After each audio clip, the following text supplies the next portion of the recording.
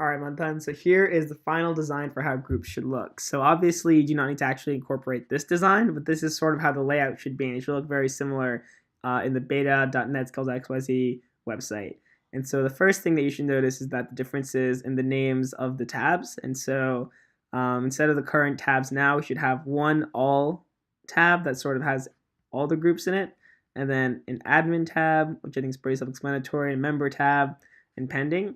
And just to be clear, pending is actually the opposite of what I told you it was during our meeting. So pending is requests that have been sent to you for you to join group. So when someone else, adds members of a group and they add you, this request will land here so that you can accept or deny other people that have sent you a request to join their group.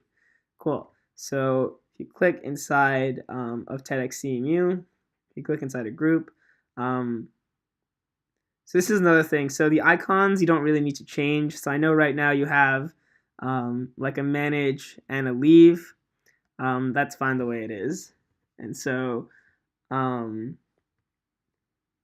yeah, so essentially this looks pretty similar to how it is now, but again, the information has kind of changed. The first tab you see should be edit, and inside edit you sort of see a lot of the same things, and you also see the setting here to delete the group, which just sort of gets rid of it from search and doesn't allow anyone to make requests into it anymore, but does not disrupt any of the people who have already friended each other through the group.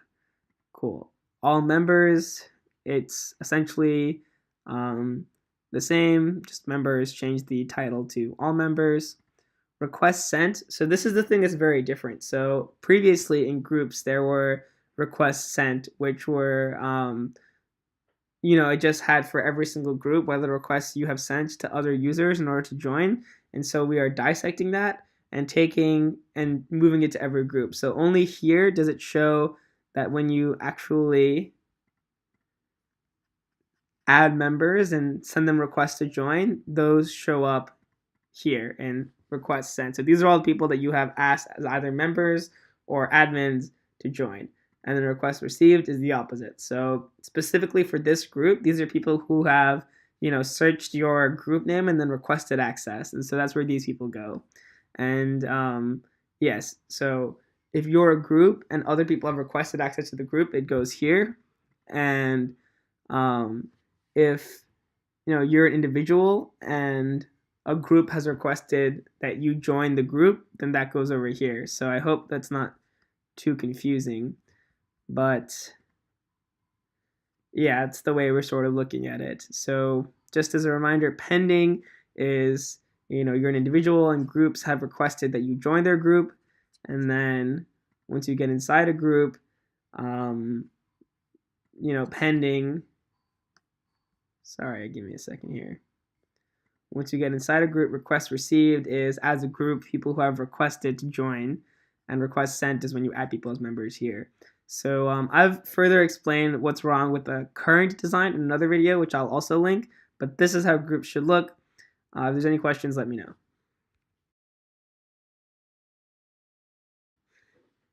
Also, BuildMyNetwork needs a little bit of work as well. So here I'm going to go through all the bugs in BuildMyNetwork. So essentially the first one is when you add someone as a friend, let's say,